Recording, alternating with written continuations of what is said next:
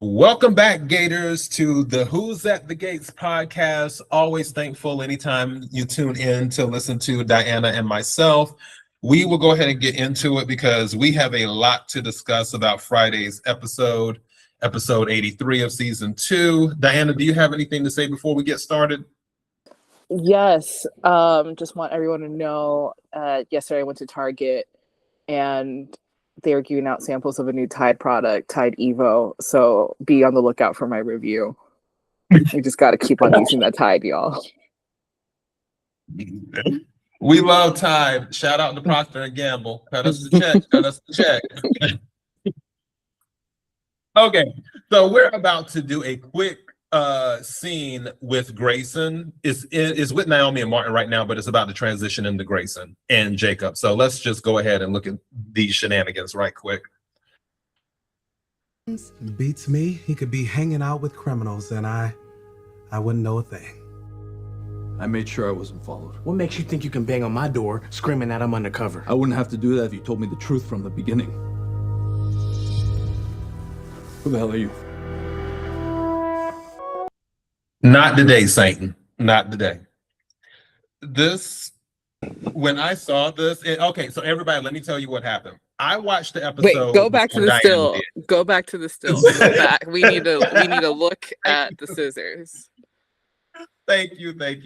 I'm like, hold on. We gotta take it up. We gonna get it. We have got to get this still. There we go. Perfect. So, all right.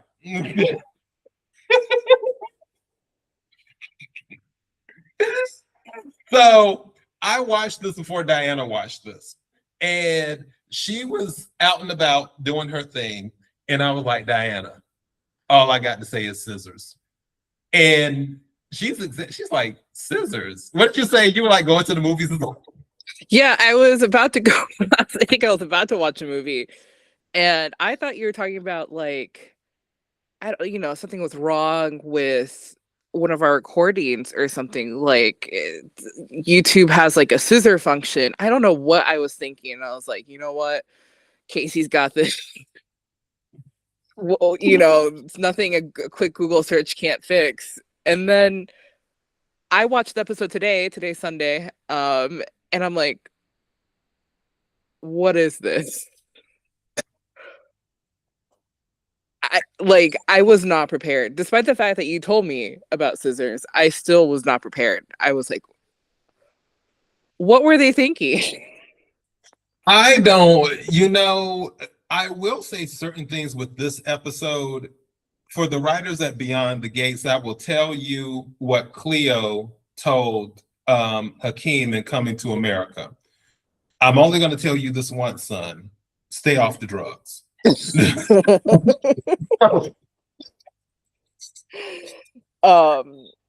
I don't know who was in the writing room, and this is the thing about us. We are very, very blunt. That's one thing about Diana and I. We just say what's on our mind, and we love all of the people at Beyond the Gates. We love the actors. We love the writers. We love the show. We will always be dedicated to the show, even if the writing goes downhill. And not saying that it has went downhill. It hasn't. This was just a moment where it was like, okay, maybe you should have. Yeah, you just. I mean, he didn't have a syringe. He didn't have what did you say? Like a scalpel, because he got stabbed with a scalpel. He didn't have one of those on him. Like, I think he was coming from his own home. Like, a kitchen knife wasn't available. Where did he get these scissors from? Well, apparently Toys R Us, because even though Toys R Us technically isn't in business anymore, but that's where they look like they came from. It looks like he got it from the kids' house somewhere. Not the safety scissors. Yeah, that's what I'm talking about. Like in the kindergarten, when you would go and then you would have to cut stuff and make things to take home to your parents, and your parents have to act like they like it and stuff. Like, oh, that's pretty, when really it wasn't. It's those type of scissors. It's what type of scissors? I mean, and then also, I'm sorry, but this just shows you how terrible Jacob is. Because if I was a highly trained police officer, I would have laughed at this man. Like, do you not have some form of taking him down with just scissors? Yeah, Jacob. and see, Give me nepotism. this is where is how did girl say it? Because one of my favorite movies of all time is Basic Instinct. And one of the parts when she's explaining to them when she's on the way to the interrogation, and she was explaining suspension of disbelief. You make stuff up, you have to make it seem believable. It's called suspension of disbelief. There was no suspension of disbelief here. I don't believe this because anybody who sees those scissors when he pulls them out, and if I'm an officer and I have a gun, which we know Jacob had a gun because he had his gun by him before he decided to look through the window. So it's like, what are you doing? Did you steal too many pills for you and you ODing right now? What are you doing? But we will move on from this scissor thing. I promise you we will. It's just, it's a lot. Oh, no. Any scene that comes up when it's just like, oh, you got your scissors on you. Just, I will never forget y'all. So if you want to move on, just know I will not. Just fair warning. This will be the thumbnail. Make me cut you. Edit. The scissors have always been mightier than the gun. Whatever. Oh my god, it's so ridiculous.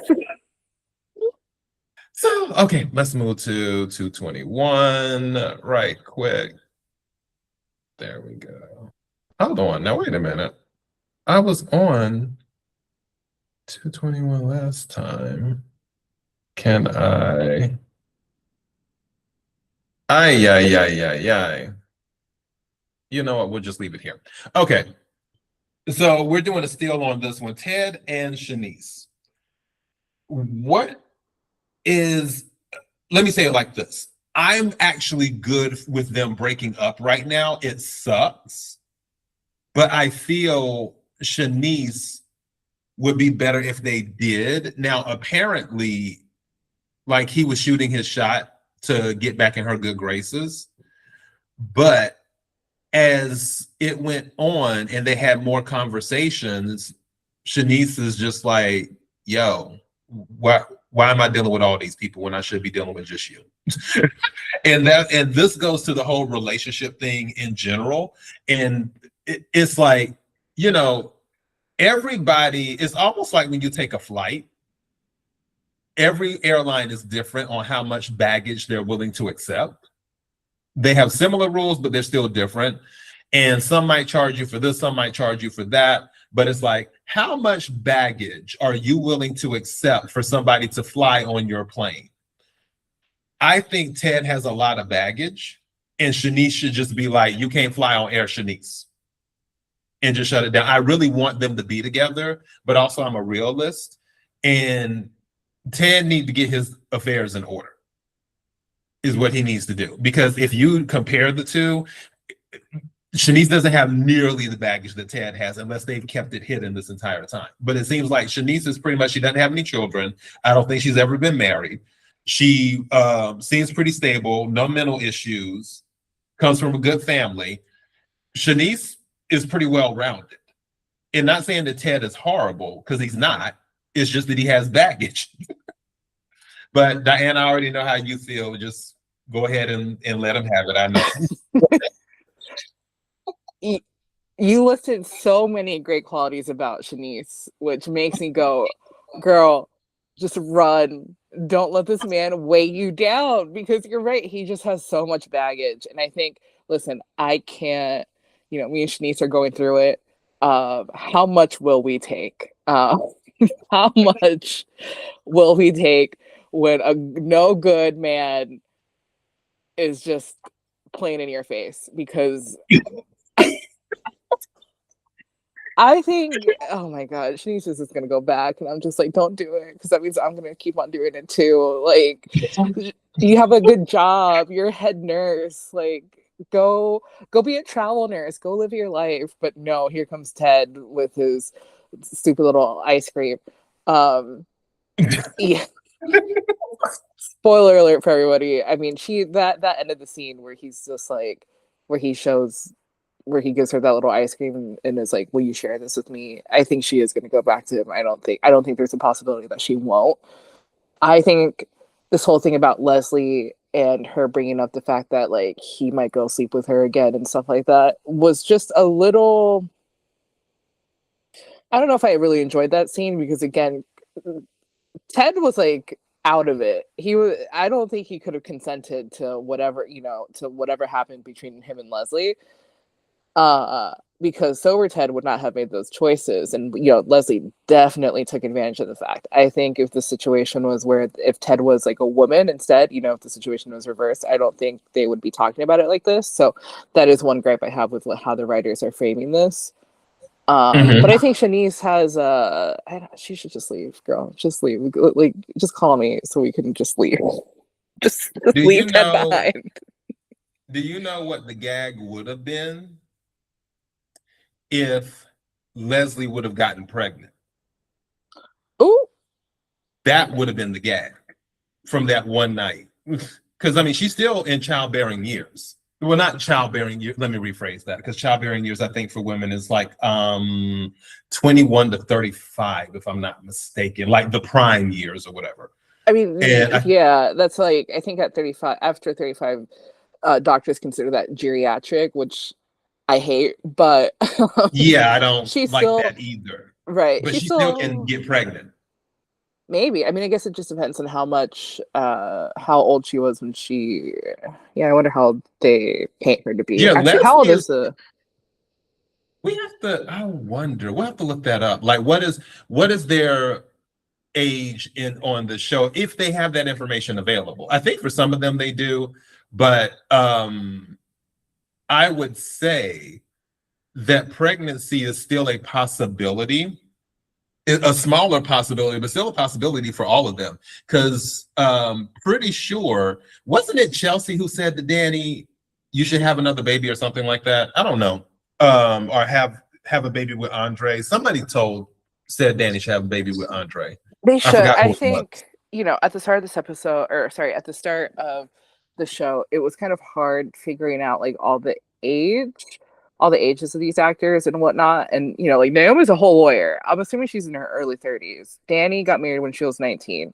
So minimum, like they're painting her out to be like in her 50s, I believe. I mean, unless you think 50s. I don't think she got married when she was 19. Right. And Naomi's in her 30s, so 50. Maybe late 20s. Like she's she's a lawyer. We have to do, okay, so Gators, we're about to do some research on this, and we'll come back to it, but we're gonna do some research on this to see if we can figure out what everyone's ages are. That might be a whole other episode. Is what that might be. Okay, what's the next? Oh God, still have to go to this. Ooh, this whole scene just threw me for a loop, and I'm just like, why? All right, I'm just gonna let this play. One has to wonder why. You're reaching. Am I? Yeah. Well, let me paint you a little picture. Story time. First time. No, I've been here before. You're too handsome to be this shy. What's your name? Aura? Cam, Aura. I'm B. Beguiling. Yes, you are. I'm sorry. That's a lovely name. You're one of those high fashion photographers, right? You probably photograph beautiful women all over the globe. No. I shoot men's underwear catalogs in Des Moines. Sorry, it's not as exciting. No, it ain't. So, are the cinnamon buns here as sweet as you are? Hot, delicious, sweet temptation. But nothing as good as what's on the secret menu. I wasn't sure if the secret menu was real. Word is, the McGuffin muffin is the best thing to ever happen to an egg or a muffin? Word is truth, but nothing as tasty as me. So you're the one. My boss at Done Cooking said that you'd have a batch of secret recipes for me. Maybe, maybe not. You have my dough? Oh yeah. Pumpernickel, multigrain, all small rolls, untraceable.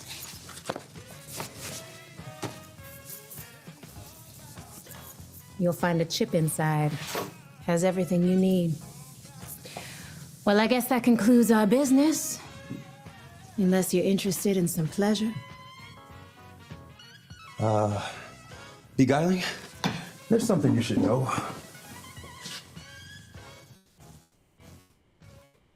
You're not Camora. You're Andre Richardson, international man of mystery. Yeah, that's right. And there's more. I'm buttering both sides of the bread. A double agent. I don't work for Done Cooking. Orphe Jeans hired me to figure out who's been selling to the competition, and ma'am, you've been caught flour-handed. Baby, I'm as clean as a nonstick pan. I'm the one who works for Orphe Jean. But if we're on the same side, then what's with all of this mystery? Orphe Jean is a huge romantic. I guess she knew we'd blend better than peaches and cream. All we needed was a little push. So we're both on the secret menu, it seems. What was that about you being tasty? Why don't you find out for yourself?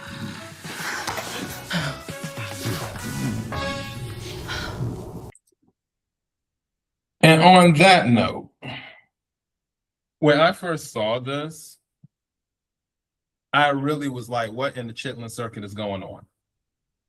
Because I don't understand what this is. Like, the writers are like, okay, let's just come up with something silly. And I get that. We like camp. We like a little bit of fun. I just don't like it for this show. Not this type of scene for this show. That is just me.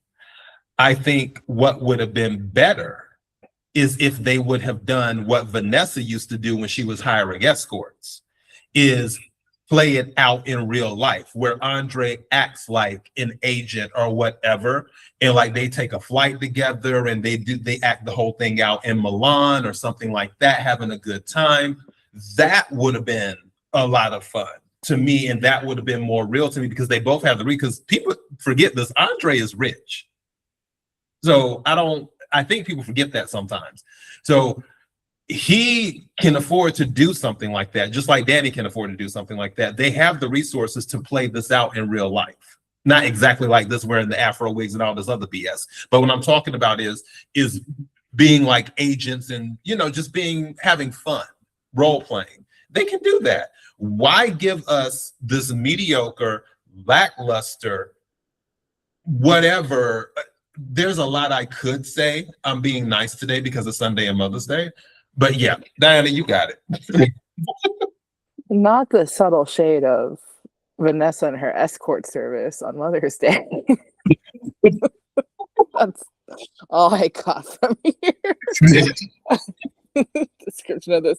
I mean, also the other thing about playing out, Andre's terrible at this. I mean, we saw that whole stupid "we'll always have Paris" where she had a stupid beret. He had her wearing a stupid ass beret, eating a baguette in his apartment or something. I don't know, like custodial hall. Who knows what that? I can't even remember where they were. Yeah, I don't know. I think I think they are trying to push hard into thinking, and to us thinking, that Andre has like some sort of secret, and I do think he might have one. But I don't know if I'm as interested in Andre to care about his secret, if that makes sense. Like, I'm like, okay, he could be a whole spy, and I'd just be like, okay. Don't get me wrong, though. I do like Andre now, especially now that he's not with Ashley. Spoiler again for everybody, but after they run through these scenes, he surprises Dani by doing something super thoughtful by getting her tickets to Tokyo Fashion Week to see the Chelsea Cat line. So Right. he is a very, very thoughtful person. So don't get me wrong. It's not that I don't like him. I just think it's like he's almost like a background character at this point, despite being in this show a lot. And I think that's why I'm like, this wasn't the way to catch my interest personally. Yeah, I still low-key want Andre and Dani to have a child together. I really, really do. And I forgot who said that. It was somebody that was talking to Dani. And because she, I think it was Naomi. Because Dani was talking about how she liked certain things when they were growing up and this and that and reminiscing. And then I think Naomi said something to the effect, well, maybe you should have a child with Andre. Like this would give him a family or something like that. But yeah, I just want them to have a kid together. I feel that will really change the dynamic a whole lot. And then if Dani were to find out she was pregnant right around the time Bill finds out Haley is who she is, and then Bill wants to come back to Dani, but Dani's pregnant with Andre's child now, that's the type of drama I need in my life. I mean, I think, like I said, I think with the ages, I think if she's not already past 50, in this show, she's definitely pushing it just by the mere fact of when she got married and Naomi's age. I think I'd like to see them adopt. If anything, I don't know why I was thinking she was mid-40s or whatever. I mean, she could be. I don't think Naomi's 25. I think I think Chelsea might actually be 24 or something like that. So yeah, we are gonna have to research this age thing. Like we're gonna get on this because I really want to know. And if she was 50, I mean Bridget Nielsen had a baby at 52. So you never know. Let me go to the next scene right quick. Okay, 2556. Oh, sorry. And like on that note, you can try to find the scene, but my thing is with because Dani carries the gene, I think she'd be less likely to want to have a child, to pass that on, to knowing that she's a carrier.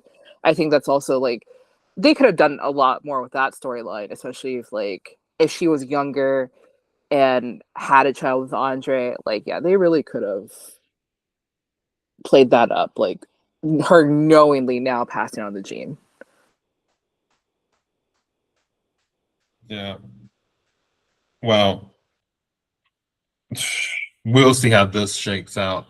Okay, we're transitioning into Ted and Shanice were talking again. Obviously, Shanice is like, you got too many things going on. So now we are going to Nicole and Carlton. So crowded.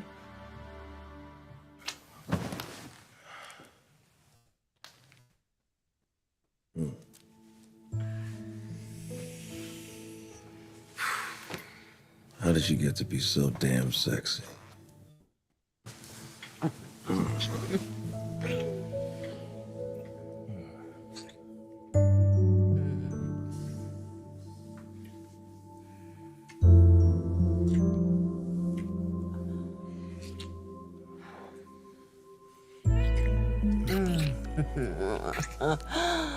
Don't stop. My beautiful Nicole. My beautiful Nicole.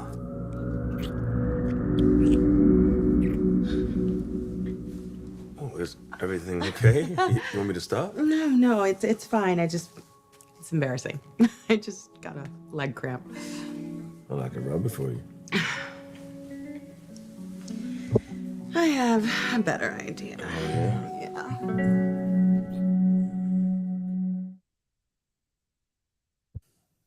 You want another story?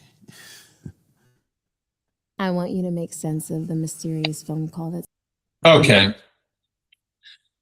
My mind started wandering for a second. So let's go back to this. That's how much we care about Carlton. No, you should. Yeah, every time don't even get me started. Because There we go.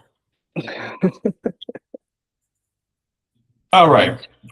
So, yeah, I told you I feel like they're setting this up for Nicole and Ted to get back together, and now she's fantasizing about him. But we already knew what was happening last week when they hugged each other and Martin walked in on them hugging, because everybody could tell that wasn't just a old friendly hug or whatever, like, oh, we're friends, we're good now. That was a, oh, we belong together hug. That's what that was. Yeah, you've been calling it. I don't want that to happen, so I've been just in denial. But you've been saying that from the beginning, that they're eventually going to go back together. I'm hoping if it does happen, it's just kind of like like a whole Leslie situation, like a night of regret. Just for the both of them. I think a lot of this has to do with she does not like Carlton. I don't know why she keeps on acting like she likes Carlton. Carlton brings up every opportunity to talk about Ted, which is to me very unattractive. He mentioned earlier in a different scene, like, oh, I just think about Hawaii, the day that I had let you escape or something. And I'm just like, oh my God, bro, just keep it moving. No, you don't bring up Ted's name. Like, why would you bring up that man's name? Because he feels guilty. Because he's been hiding after her for 20 something odd years. Yeah, I'm just like, seeing this whole scene irritated me. That's probably why my mind started wandering, because as soon as she threw him down on the bed, like, and like Leslie said, you got a buffet of foreign men. you should be thanking me. And this is the thing, Carlton is attractive, but he's still an F-boy. And for him to even be participating in this type of debauchery with Nicole, I can't get past it.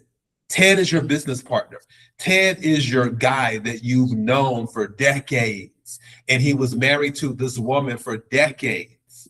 Why are you in this bedroom with her? But karma, she comes through. And it's this, just like I'm waiting for the Bill and Haley thing, what I'm waiting for is for Nicole to tell Carlton, it's been real, but I want to be with Ted. Ted is my true soulmate. I was going through a moment. We can't be together. And then Kyle. I want to be mad at Kyle. I like Kyle though.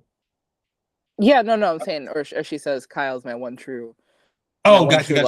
Yeah. Definitely, if because I would want her to pick Kyle over him, because I like Kyle so much better. Because Kyle, like I told you before, I feel Kyle can relate to Nicole because he's been married before. I don't think Carlton's ever been married. No, he's just been waiting. He's just been creepily waiting for all these years to like have a chance. Yeah, and hopefully, like, once Nicole breaks Carlton's heart, he'll be so heartbroken that he'll be like, Ted, you know what? I have to pack up and leave. We can't be partners anymore because my heart just isn't in it. I need to move to another city. And we're going to be like, sir, that is the best thing that you've said this entire series. So go off. Let us pray. Let us pray. All right, let me move to the still. We're doing a still of this one. We're not doing an actual scene. 55, I think. Okay, that's not the most flattering picture. I'm trying to at least be polite. Okay, we'll just go with this. So, see, Ashley stance. We're trying. We're doing what we can, fans of Ashley or fan of Ashley, whatever it is. But so yeah, with this whole situation with her and Grayson, she's telling Naomi that they broke up and that they ended it. But my spirit is telling me there's something off about this. I don't know why, but I just feel like she might be faking it. I think so too. I got that impression too, that she was just like, we broke up, because I don't think Ashley can't let go of things easily either. I think she wants to know the truth regardless. and we'll try to figure out a way to help. I think, I mean, hell, she already stole pills from the hospital. I mean, there's no going back. So I think she's in it. I think, yeah, they're playing this long game of pretending to, be separated for her safety too. But I don't think they're playing that. Yeah, that's the energy that I'm on. I'm just like, I'm not buying it just yet. Because Grayson hasn't told her that it's Leah on camera, but I feel like he might have told her off camera what the deal is, or she might have just put it together, because I'm pretty sure he did tell her on camera that the person, his connect, is at the hospital. I feel like he did tell her that the one of the people that he deals with is at the hospital. So if he told her that, she's smart enough to figure out, like, okay, he's probably being watched. Let's do this type of stuff. So we'll see how it plays out. I'm still low-key rooting for her kidnapping just to make the show interesting. But we'll see what happens on that. I guess scenes for next week. Also, I will say, just very quickly, girl, get off my screen. I thought this, just very briefly touching on this, I thought the scene of Smitty teaching Martin or refreshing his memory on how to waltz and stuff, because the cotillion is coming. I thought the cotillion was supposed to be this week because they already have scenes from the episode already up. So same. I feel like I've seen it already. So like we need to hurry this up. But yeah, this is very cute. I mean, I'm glad that Martin was like very desperately trying to fix things, and Schmitty has two jobs. He is a detective and he's a reporter. 3, he's a parent. So he's working overtime here. Yeah, and then and he's putting his life in danger because Lord only knows what would have happened with those green scissors. So yeah, absolutely. Let's get to the next week's episode. Oh goodness! All right, okay. Let's just let this close out here. My beautiful Nicole.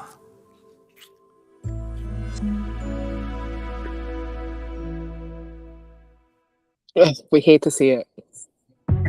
Next on Beyond the Gates. My last chemo session. It shouldn't be too much longer before you're ringing the bell and on your way. Hallelujah. Keep your friends close. Keep your enemies closer. I thought Ted and I were cool. Don't be such a bitch about it. Is Grayson who you've been investigating? You're barking up the wrong tree. Then set me straight, Jacob. Right now. Get the hell out of my face! Whoa. Hey, back up, both of you. What are we dealing with here? So you're Hazel Harcourt's attorney. Missed you too, buddy. I love that. That was probably the highlight for me, where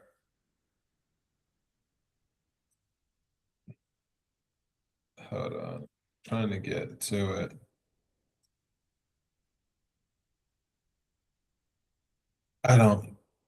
Let's see. There we go. So this was the highlight because he was basically ran out of town on harassment charges.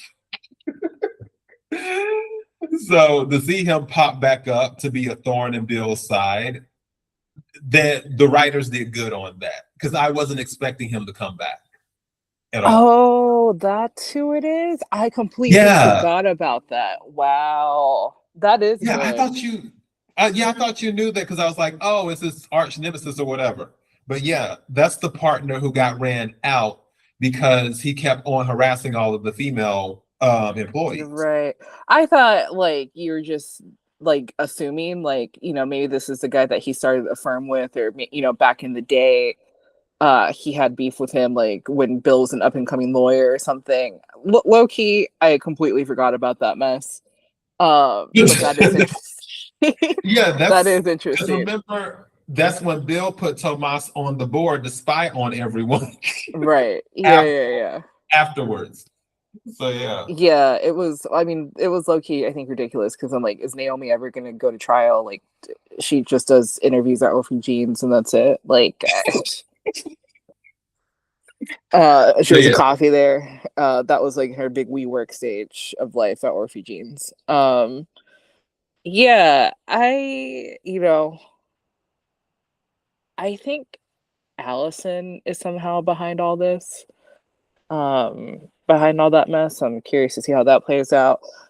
One, happy for Anita. Ashley's in full glam at the hospital, just FYI. I'm like, do you have time to do all this? Like, Isaiah and Ted, I don't care. What else happened? Also don't care that Naomi's joining the detective squad in solving this case. Well, honestly, that's what I'm trying to figure out with Isaiah and Ted is what happened? Because I didn't think there was an issue. I don't think there is an issue. I guarantee you the scene is just basically him being like, Next on Beyond Ted the is Gates. a protective father. It shouldn't be too much longer before you're ringing the bell and on your way. Hallelujah. Keep your friends close. Okay. So yeah, everybody was cool at first. That's why I'm just like, what's the beef? Ted and Isaiah were getting along. Isaiah treats Eva very well. Yeah, I really just think that it's like fake beef. Fake beef, yeah, or Andre being like, remember, you're dating that man's daughter, sort of thing, right? I don't think it's, even though Ted is barely in anyone's life, but I think that's what it's gonna be like. Remember, you have to still like impress her dad, sort of situation, or don't push things too far. If I'm proven wrong, I'll be happy.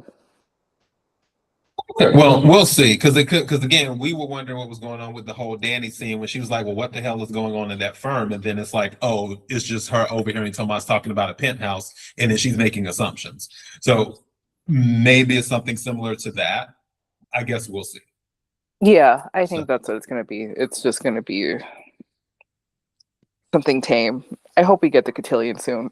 Same. I'm just like, please hurry up with the cotillion, because I really want to see that, because if Samantha wins, I'll be like, yes. So yeah. Good. All right. Well, on that note, Gators, I think it's about that time. Again, thank you everyone for the support. We appreciate the comments. We've been noticing that some comments have started to have been popping up on a few of the episodes, which is awesome. We love interacting with all of you, whether it is on YouTube or on X or Spotify or Instagram or whatever. If you drop a comment, we will do our best to respond promptly. Yeah, Diana, you got anything before we close out? No, just, I hope everyone has a good week. And also, everyone, don't forget, it is Mother's Day, and what you can do Mother today is you can wash clothes. And when you wash clothes, don't forget to use Tide. That's the only dish detergent. Oop, dish detergent. Wrong thing. Laundry detergent to use. For dish detergent, you use Dawn. I don't think that. No, I think that might be P&G too. So we're good.